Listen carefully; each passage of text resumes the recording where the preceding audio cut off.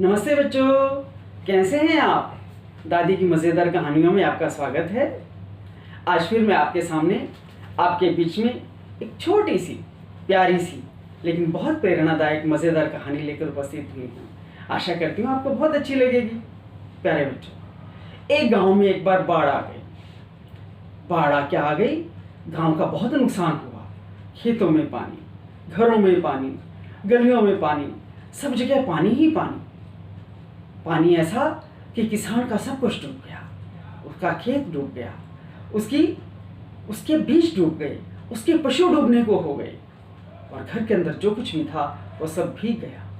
बड़ी मुश्किल से किसान ने जो थोड़ा बहुत बचा सकता था वो बचाया।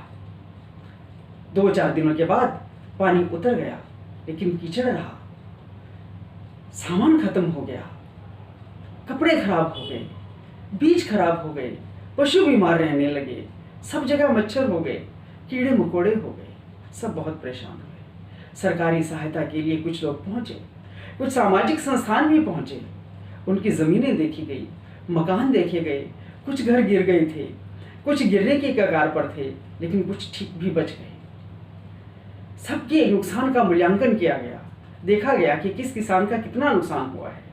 उसको एक रजिस्टर में लिख लिया गया और सरकार को सूचित करने के लिए एक प्रपत्र भर करके दे दिया गया, एक परफार्मा बना करके दे दिया गया कि किस किसान को कितनी सहायता की ज़रूरत है। कुछ सामाजिक संस्थाएं आई, किसी ने कुछ राशन दिया, किसी ने वस्त्र दिए, किसी ने कुछ आर्थिक छोटी मोटी सहायता भी की।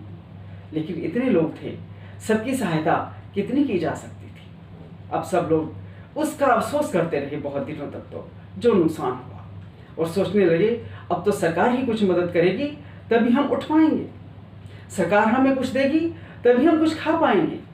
निराश्रित होकर के, उदास होकर के लोग शाम को इकट्ठे होकर के बैठते और सिर्फ यही बातें करते। लेकिन एक युवा किसान भी था उसके गांव के अंदर। उसको लगा कि ये क्या, जब तक सरकार से कोई मदद आएगी तब तक तो हमारी फसल बोने का समय निकल जाएगा। क्यों ना हम खुद कुछ प्रयास करें। उसने कईयों से बात भी की, लेकिन किसानों ने कहा कि नहीं, जब तक सरकार हमें मदद नहीं देगी हम कैसे करेंगे।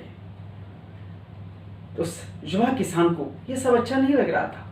वो घर आया, उसने अपनी पत्नी से कहा, सुनो भगवान, मुझे आपसे कुछ बात करनी है। पत्नी ने कहा, कहिए। हाँ, निश्चित रूप से ये हमारे लिए मुसीबत की घड़ी है। हमारा सब कुछ खराब हो गया, बिखर गया, लेकिन मैं ये चाहता हूं कि हम इस आपत्ति को एक अवसर में बदलें। पत्नी ने कहा, आपत्ति को अवसर में कैसे बदला जा सकता है। हमारे खेत खलिहान सब कुछ अभी भीगे पड़े हैं, अभी पानी सूख नहीं रहा, कुछ समय में सूख जाएगा, 5-4 दिन और लगेंगे, लेकिन हमारे पास अभी कुछ नहीं है, हमारे पास बीज नहीं है, कैसे करेंगे।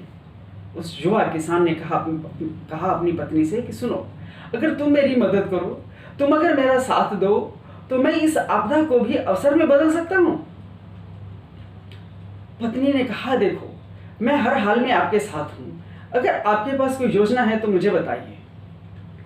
उस युवा किसान ने अपनी पत्नी से कहा, आपके पास, बुरा तो लग रहा है मुझे कहते हुए, लेकिन आपके पास कोई छोटा मोटा जेवर तो होगा। कहाँ है, मेरे पास गले का एक चांदी का हार है। पति ने कहा, क्या कुछ दिनों के लिए आप मुझे दे सकती हो। पत्नी ने कहा, लेकिन करेंगे क्या।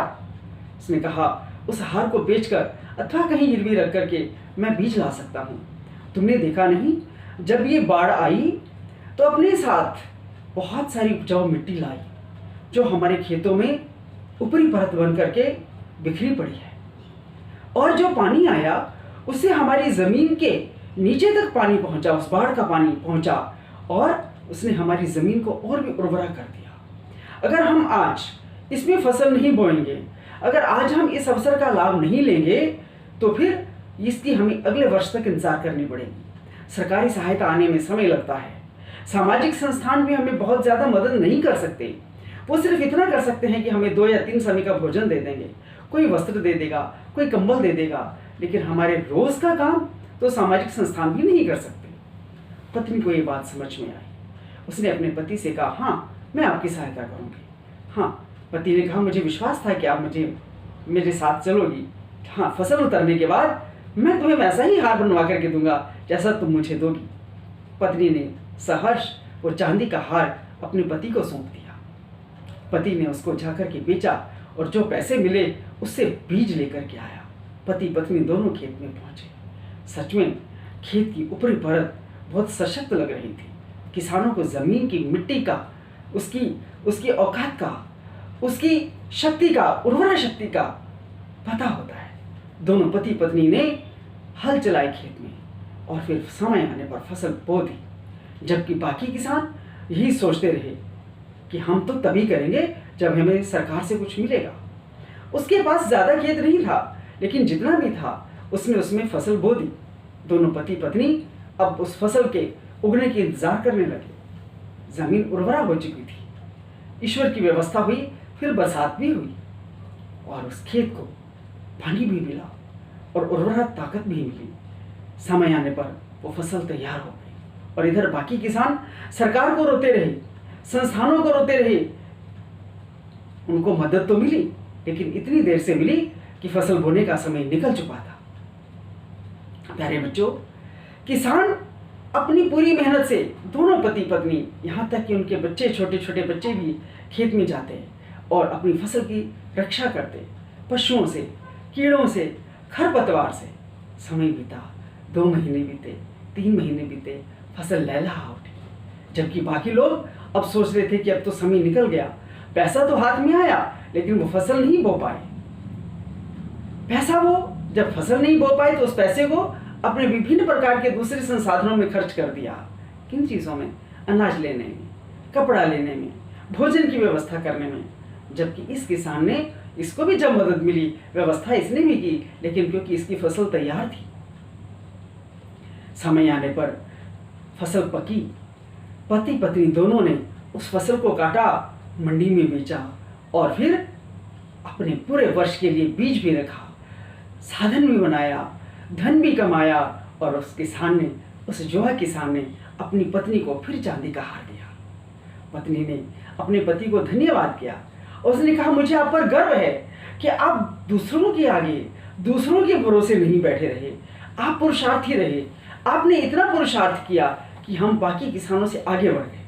सच में जब हम दूसरों की उम्मीद पर रहते हैं, सिर्फ दूसरों की उम्मीद पर रहते हैं, तब हम कभी भी सफल नहीं होते, तब हम कभी भी उन्नत नहीं हो सकते, कभी भी हम उन्नति को प्राप्त नहीं कर सकते जब तक हम स्वयं पुरुषार्थ नहीं करते। और जब हम पुरुषार्थ के लिए, मेहनत करने के लिए अपने हाथ आगे बढ़ाते हैं, अपने कदमों से आगे बढ़ते हैं और जी तोड़ मेहनत करते हैं, कठोर परिश्रम करते हैं, तो सच में कुदरत को भी, प्रकृति को भी हमारा साथ देना पड़ता है।